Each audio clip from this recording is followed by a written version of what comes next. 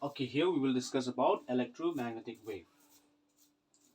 In the previous video, if you remember, we have talked about Maxwell's equations. There are four equations of Maxwell, but the last two equations, that is Faraday's law and the modified Ampere's circuital law, are very important, which define the electromagnetic wave. Okay, let me just quickly remind you about those two equations. Faraday's law says that the EMF that is induced in the circuit is equals to d phi E upon dt. Sorry, this is d phi B, magnetic flux. But this EMF is once again written as E dot dl is equals to minus, and for phi B I can write BA like this. Okay, so this means a changing of magnetic field produces an electric field. Okay, but in the fourth equation, we have the modified Ampere's circuital law, which is written as B dot dl is equals to mu naught IC plus ID, or mu naught IC plus. We know the value of ID, we have seen it before. It is equals to epsilon naught d phi E upon dt.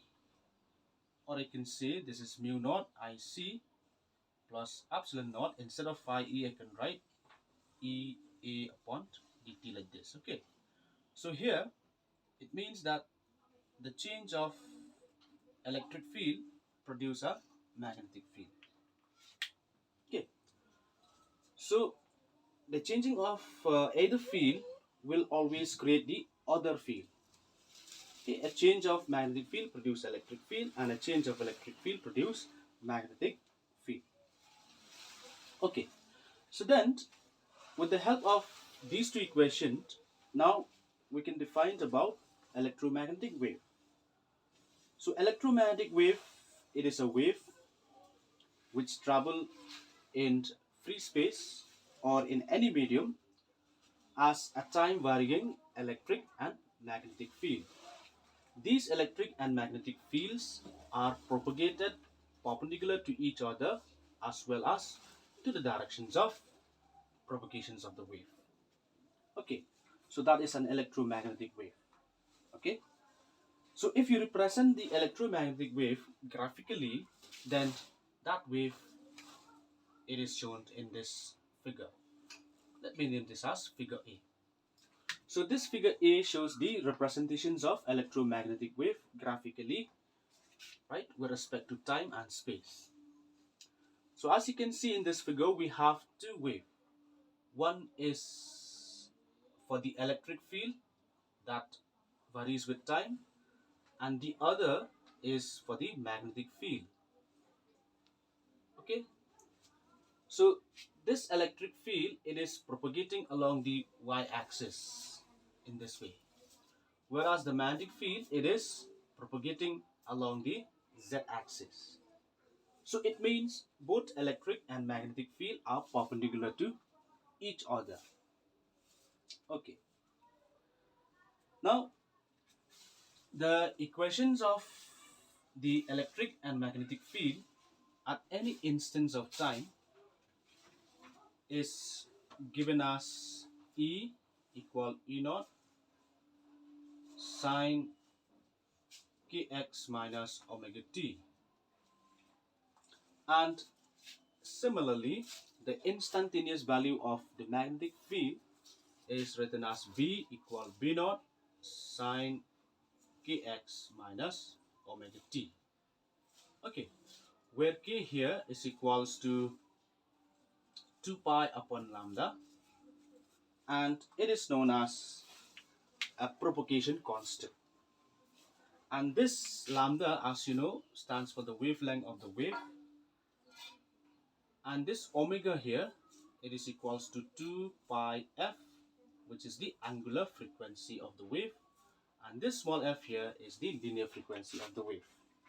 Okay, so if this is my equation 1, this is my equation 2, then I can see that equation 1 and equation 2 shows the variations of the electric and magnetic field, that both wave here are in same phase. Okay, so in other words, I can see if the wave are in phase, it means both electric and magnetic field, as they propagate in space, they will reach maxima and minima at the same time. Okay, all right. Now the ratio, if you divide the two, E by B, then you'll get E naught by B naught. Okay, and Maxwell showed that this ratio of electric field and magnetic field, it is always equals to the speed of light, and for the speed of light we usually denote it by the letter C. So this is the ratio of the electric and magnetic field. And also Maxwell showed that the speed of electromagnetic wave in free space is given as C is equals to root over epsilon naught mu naught. Okay, so this is the speed of light, which is actually determined by Maxwell. What is epsilon naught? Epsilon naught is known as the permittivity of free space, and mu naught is known as permeability of free space. The value of mu naught is equals to 4 pi into 10 to the power minus 7, and the unit is Newton second squared per coulomb. Okay, it's per coulomb square, sir. And the value of epsilon naught is equals to 8.85 into 10 to the power minus 12. The unit is coulomb square per Newton per meter square. Okay, so now when you substitute the value of epsilon naught and mu naught in this equation, then you will get C is equals to 3 into 10 to the power 8 meter per second. So this is the speed of the electromagnetic wave. So because the wave is moving with this speed, then it means the electromagnetic wave, okay, it means that light is also an electromagnetic wave, because the electromagnetic wave is traveling with the same speed as the speed of light, so hence light is an electromagnetic wave. Okay, now this equation for the speed of light, it is for free space, or I can say in vacuum. This is the formula for the velocity of the electromagnetic wave. But when you consider a medium, if the electromagnetic wave is traveling in a medium having relative permittivity epsilon r and relative permeability mu r, then the velocity of the electromagnetic wave in that medium, it is written as v is equals to 1 upon root over epsilon times mu. Okay, or I can say 1 upon root, and if you remember the relations of epsilon is written as epsilon r times epsilon naught, and this mu is equals to mu r times mu naught. Okay, mu r is what? Relative permeability. And this, sorry, epsilon r is relative permittivity, and this mu r is the relative permeability of the medium. Okay, now if you rewrite this equation, then I can write it in this way, times like this. Okay, can I write the equation in this way? Yes. Okay, you just split the denominator. But this 1 upon root over epsilon naught mu naught, this is equals to how much? Is equals to C. So C upon root over epsilon r mu r will give you the velocity of the electromagnetic wave, which is traveling in a medium. So by knowing the relative permittivity and relative permeability of the given medium, then the velocity of electromagnetic wave can be determined using this equation.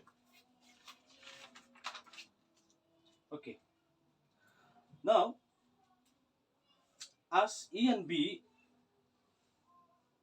right, in an electromagnetic wave are perpendicular to each other and also to the directions of propagations of the wave. Okay, see, both E and B are traveling perpendicular to each other as well as to the directions of propagation. So such wave is known as a transverse wave. So that is why this electromagnetic wave are transverse in nature. Okay, so this is about electromagnetic wave and its representation, also the velocity of the wave in free space and in a medium.